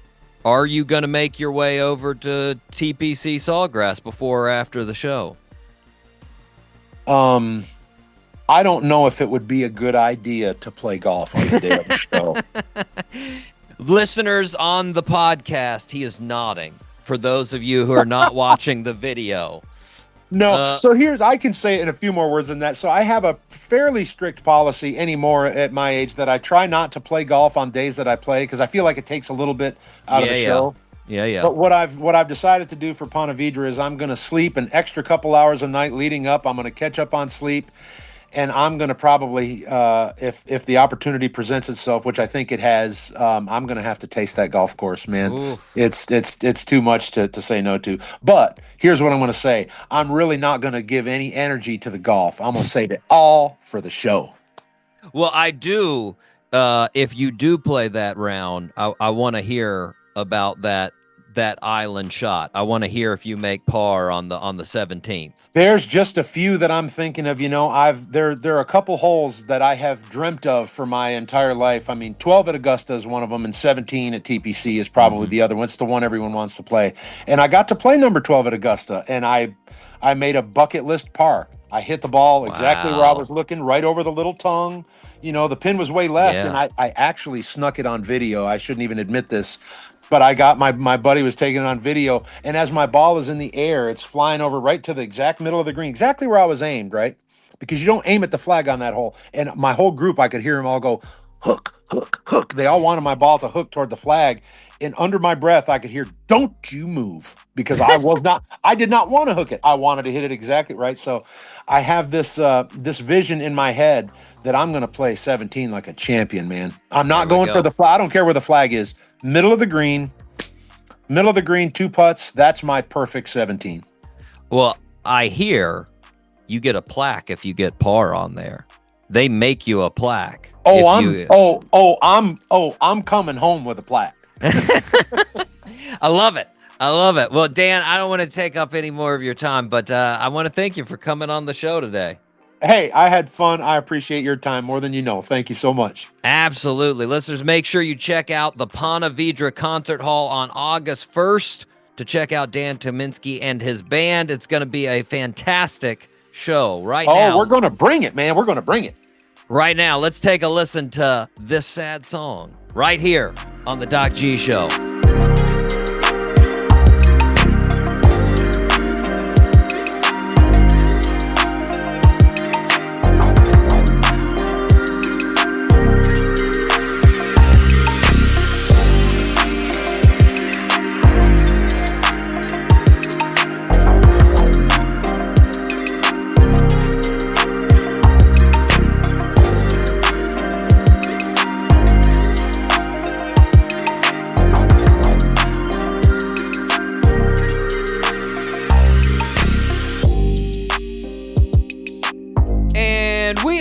Back here on the Doc G Show. You just heard Dan Tyminski. Guys, I didn't lie. He's a fun dude.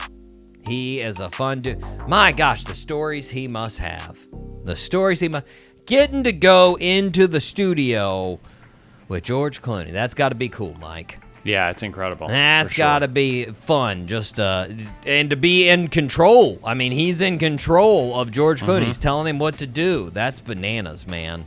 That is bananas. And I mean, you know, I do, Mike, and you saw, I sent you the clip that I edited there of putting their two responses together.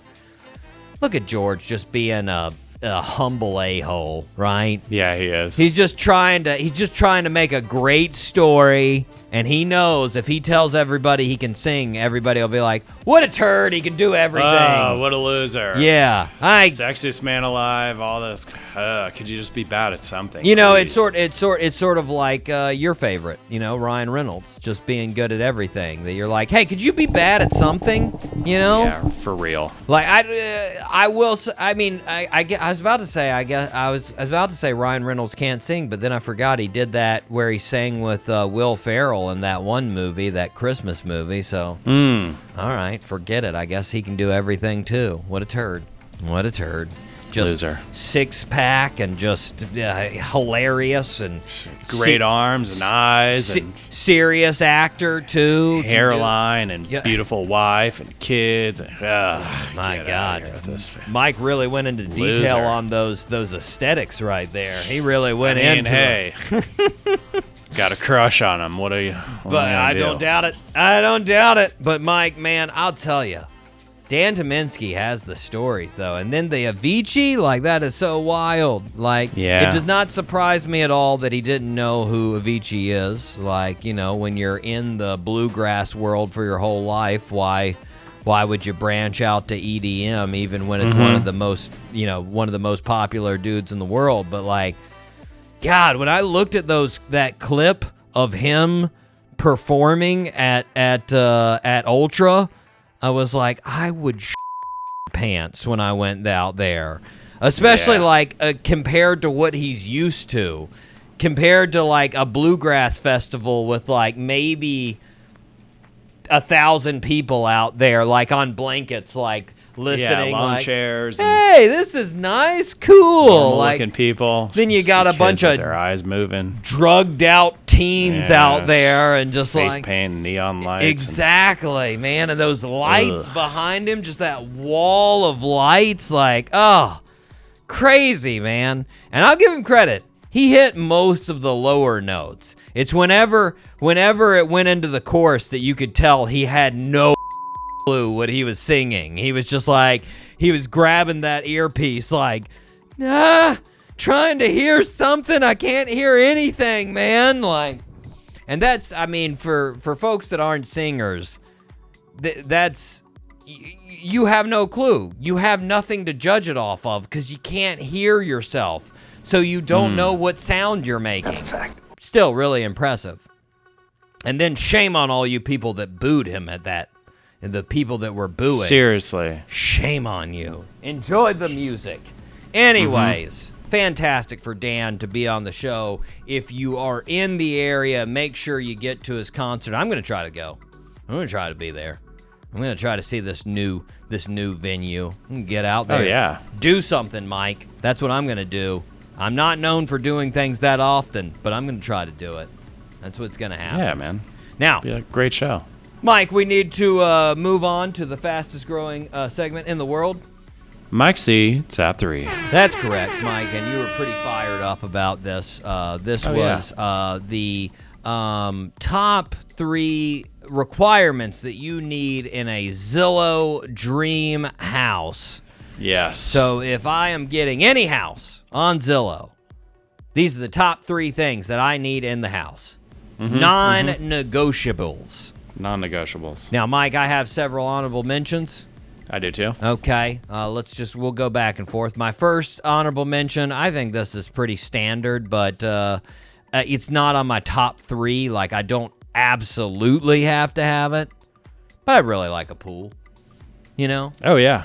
I'd really like one. That's number 2 for me, but you gotta be specific about this. Okay. What kind of pool? Okay. Well, I would like one that, first of all, I think a saltwater pool. I'd really like saltwater. All right. And I'd like it infinity, of course. Oh yeah, that's it. That's my full number 2 right there. And I would saltwater infinity. There you go. I would also like a very nice lighting system in it. I'd always lights. Of course. Now, if I'm more of a natural pool type of guy too. Like I like one that I mean, it depends on the rest of the house. You gotta obviously go with the rest of the theme.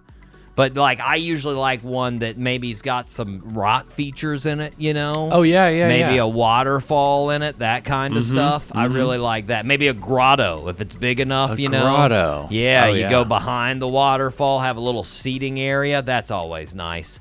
So, yeah. Mike, your next honorable mention, what do you got? Heated floors. Ooh, yeah. My parents, when I left, got really fancy. They put heated floors in one of the bathrooms at my house, at my parents' house. Yeah, it's actually, I looked into it, surprisingly cost effective. Yeah, no, it's not that expensive, you know, and it helps. Actually, it's fairly energy efficient, you know, and it's really nice. I mean, when you get out of the shower and you're like, ooh. Oh, and you just sort of want to curl up on the floor, on the tiles. You're like, oh. Yeah. And I'll be honest, if you have a cat, they really love them. Big fan. Big fan. It's like a heating blanket. They're like, oh. I can see that. Oh, yeah. Hey, double bonus if you have the heated driveway and you live in like a colder climate. I know that's definitely not our style, but you know, hey, that's pretty nice. Now, I'd say that one's not cheap. I haven't looked into that, but I'm guessing the heated driveway is a bit more pricey. Yeah. Anywho, next on my honorable mentions, Mike, awesome kitchen. Awesome kitchen. You know, I'm talking like, it's not completely necessary because I know I wouldn't really use it that much. Like, I mean, I'm a cooker to a degree, but I'm not a huge cooker. And if I were that rich, I'd probably just get things from restaurants all the time. So yeah, you know. You just go to restaurants or get a chef. But you know, I'd like one of those with a couple ovens, a full griddle, couple of stovetops, giant freezer, walk-in pantry, one of those massive pantries, you know, where it's just got everything. Anyways, Mike, your next honorable mention. Rainfall shower. Goes into my next one, Mike. Mine, I didn't say rainfall, just massive shower. Yeah. Like a room. Like, I want one of those where it's like 5 shower heads. Yeah. You know? Yeah. You're like surrounded by showers. Exactly. And it has the steam capabilities too, where you can just hit it all out with steam, you know? All tile too.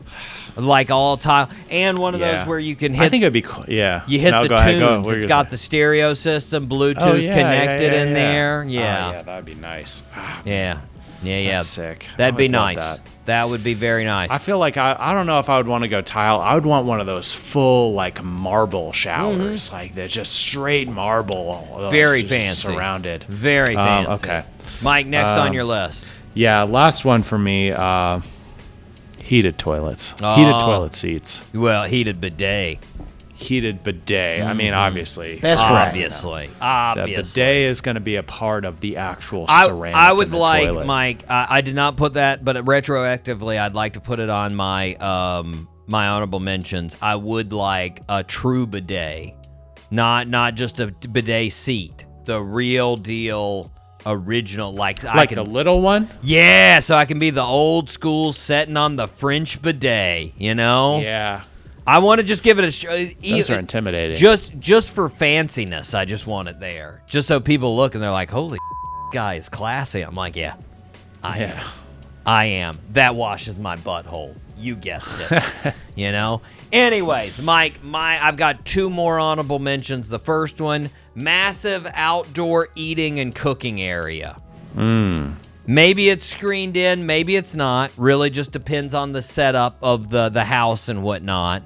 But just like a great place, like some of those houses, especially here in Florida, you got this just great place where you got this huge grill. You got like a couple of like refrigerators below it. Oh, yeah. Oh, yeah. I would spend so much time out there, Mike. Oh, my God. I'd cook everything out there. It'd be great. Yeah. Oh, my God. And then you got that pool we were talking about before. You just get warm. You're like, you know what? I'm going to hop in, cool down. Boom. Got a giant TV out there. You're watching the TV, just hanging out in the pool. Oh, my God, Mike. Nice. Yeah. Nice. Last one on my honorable mentions. If possible, not obviously necessary, but a game room, man. I just love game rooms. A game room. You know? I like that, yeah. Just like arcade machines, maybe like 10 or so massive TVs, ping pong table, air hockey, skee ball, maybe even like a little couple putt-putt holes everywhere in there, you know? Oh, yeah. Yeah, just like, I mean, that'd One be... of those, like, big screen driving range things. Exactly. Oh, yeah. You get the old, what do you call those? Launch, something launch. I forget what it is. Yeah. But, yeah, oh, yeah, God, that'd be great, Mike. Fun. That'd be fun. Okay, Mike, top 3. Now that we're out of the honorable mentions, my number 3, I need a great gym. I need a great gym. If I like, and it doesn't have to be big, it doesn't have to be crazy, but it just needs to be a really great dedicated space to gym action. You know, really all I need. I mean, what would be great if I had a treadmill in there? I've got an Aerodyne bike, bike with the handles, and I've got some dedicated adjustable dumbbells, and then maybe 1 or 2 universal machines. That's what I need.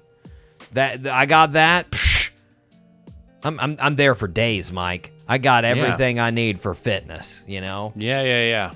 Would you put mirrors all over the walls? No. I'd have all windows if I could. It'd be a very window-ish room. So basically like in a sunroom, I'd like to have it like sort of be one with the outdoors as I'm getting it on. If and I mean this could be a possibility. Screened-in porch. I'd even put it on a screened-in porch. I'd be fine with the only problem with that is humidity could screw up some of that equipment. Ooh, that's true. But anyways, Mike, you're number 3. Number 3 for me, this is a combo. Okay. But they go together. Infrared sauna and a cold plunge / cryotherapy room. You super gym bro. God, man. Hit that sauna. Don't even need to work out. I probably wouldn't even use that cold plunge, but you know what? You It'd just be cool rotate back and forth between those, and you're like, what do I even need to work out for? I got these guys. Come on now. I get it. I like it, Mike. Yeah. You got your little tweaks, Now, I'll be honest, Mike, my number 2 and my number 1, they're very, they're generic things. Like, they're sort of general, but they're non-negotiable. I need them. Now, number 2, follow me on this one. It's general, but it goes into the design of the house. And most houses have it to some degree, but I really need a yin and yang of a room. I need one room in the house that is extremely bright and has windows, and optimally it'd be on a second floor. It has insane views. You can see everything around it. It gets sun basically, all hours of the day, from when the sun comes up till sun goes down, right? And then I need basically a cave room, a room that is secluded, that maybe maximally has like one window, and it feels very womb-like.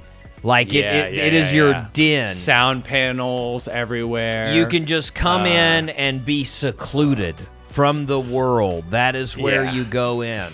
I need those 2 in my life, Mike. Now, I will definitely say, like, if I had to choose, I would choose the cave room over the extremely bright room, just because you're at home. You need that comforting room where you are sort of walled off from everyone else. And I like that room. I usually stay in that room. It has very nice soft yellow lights in my house optimally.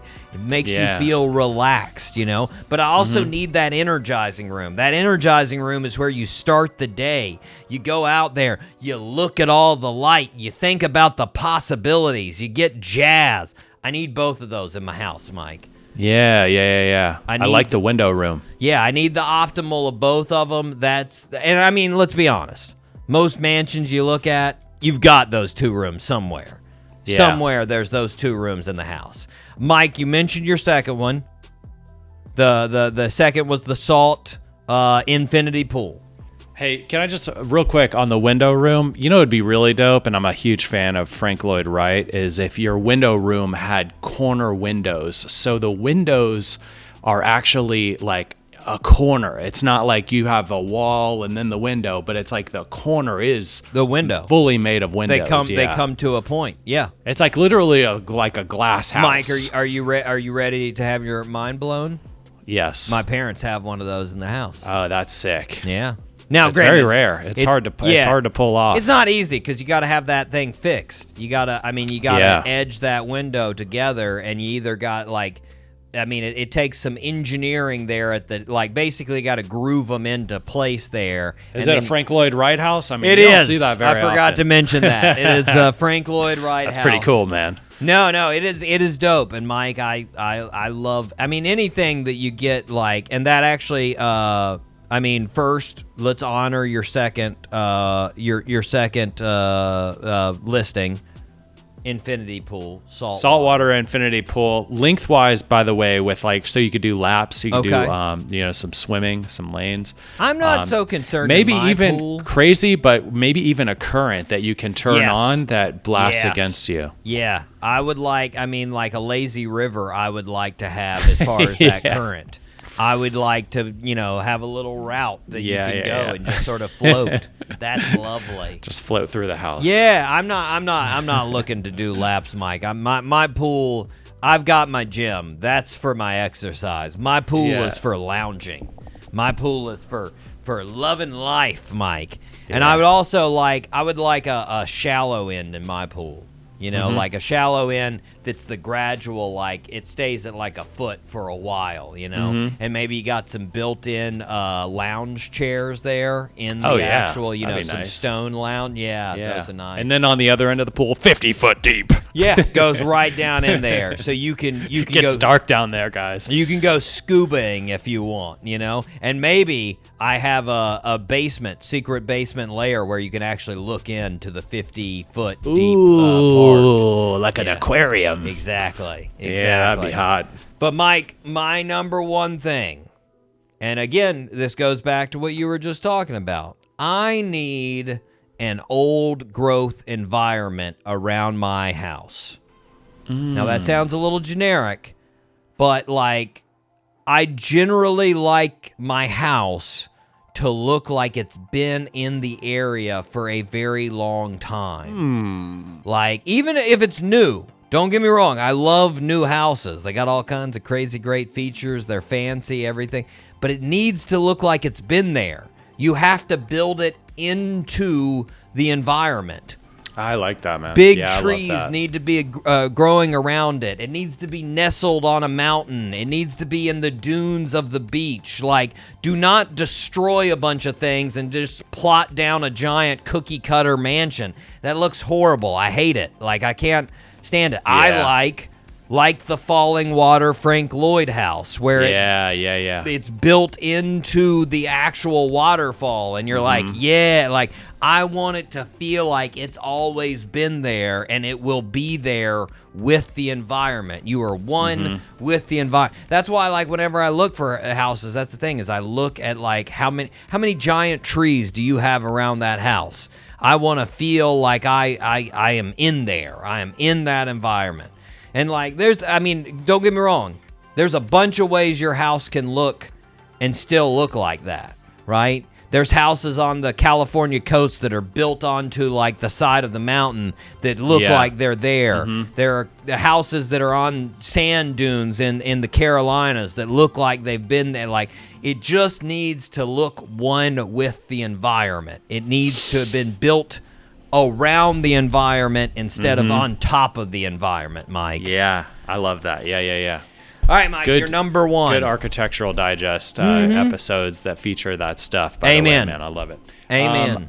Okay, so my number one, kind of like your screened-in porch, but I want a rooftop terrace. Ooh. I want a rooftop terrace. I want to go to the roof of my house, my 3-story house, and I want to, whatever up there. Like that's always been kind of, I mean, I'm okay with a 2nd-story kind of like walkout kind of situation, Patio, but yeah. I want a rooftop.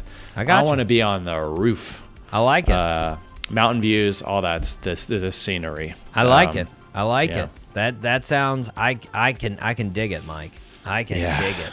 We will go searching for houses this week, and we'll man, this was a good top 3, by the way. It We'll- really got me inspired. But we'll also I let looked around at the listeners know houses. which ones we buy.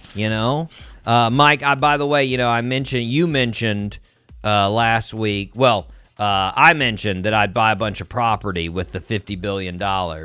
And I told you the very first place would be Coral Gables. I can send you a couple. I looked at it. There's a couple of $50 million mansions. Please do. Up for sale. $50 million. Yeah, it's just a little down payment.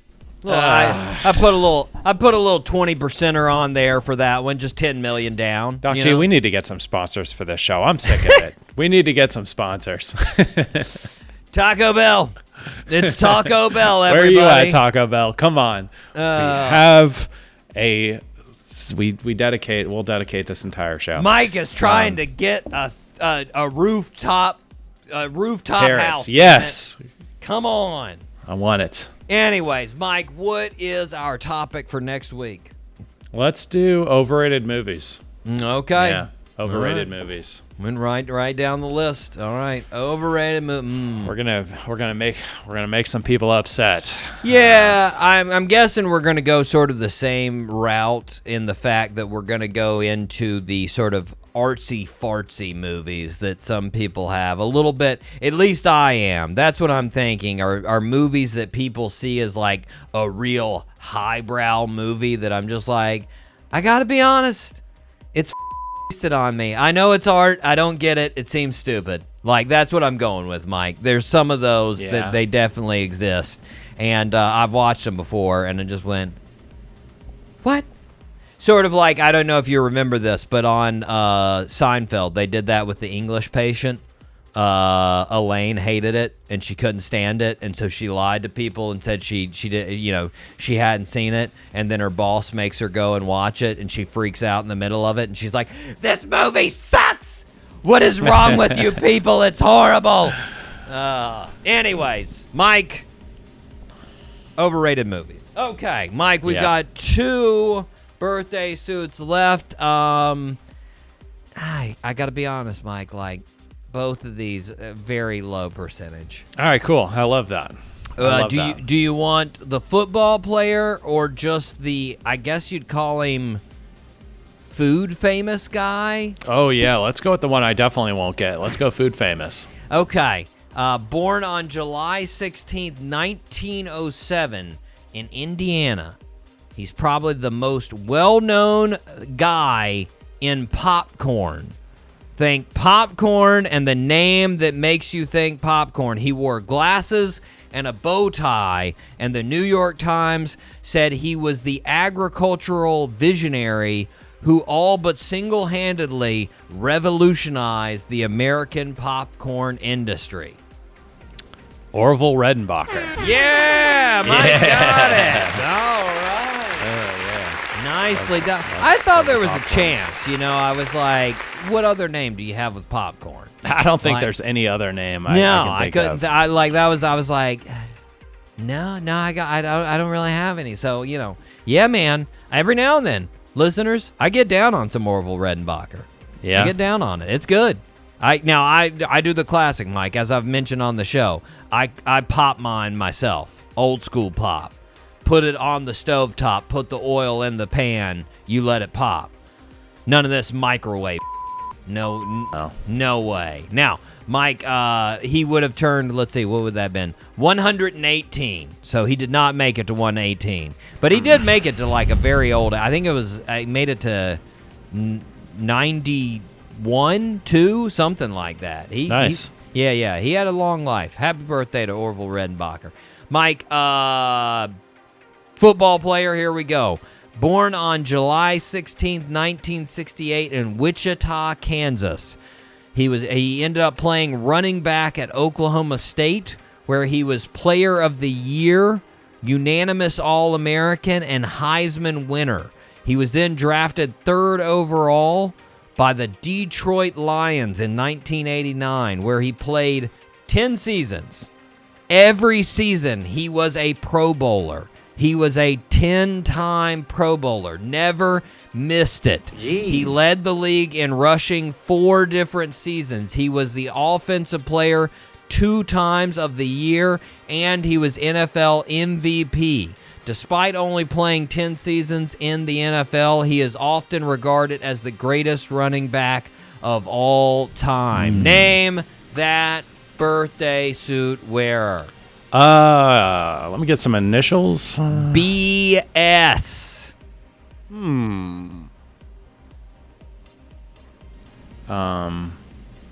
You're gonna know the name if you can't think of it.